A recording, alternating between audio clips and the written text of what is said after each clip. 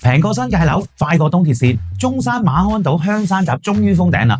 呢個可能係你今年最值得關注嘅消息。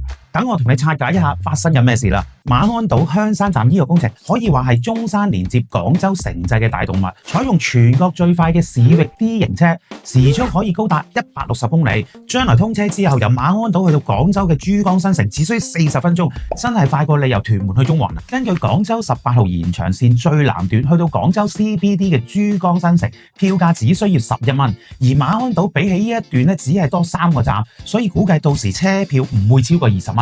唔單止係咁，香山站仲已經預留咗連接珠海同埋深圳嘅接駁口，可以講係3線交匯，等於我哋香港嘅九龍站一樣啊！可以話馬鞍島以後係集基建交通於一體。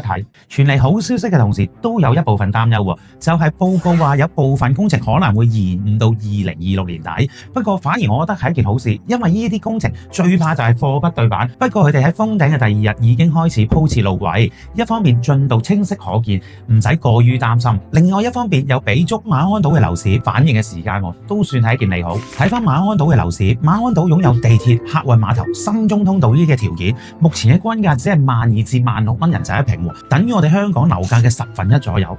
但係馬鞍島去深圳同去廣州都唔使40分鐘，可以話係大灣區1小時生活圈嘅中心位置 C 位所在啊！咁嘅價錢，大家都知道係受樓市大環境嘅影響啦。有經驗嘅香港人都知道啦，鐵路通車前就係黃金入市期。想當年東涌通車前後樓市嘅差價，大家都心知肚明啦。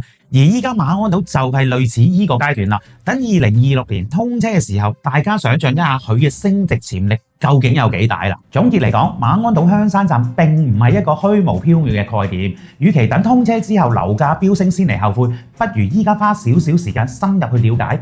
機會永遠係留俾有準備嘅人嘅。如果你想關注馬鞍島樓市嘅變化，記得關注我。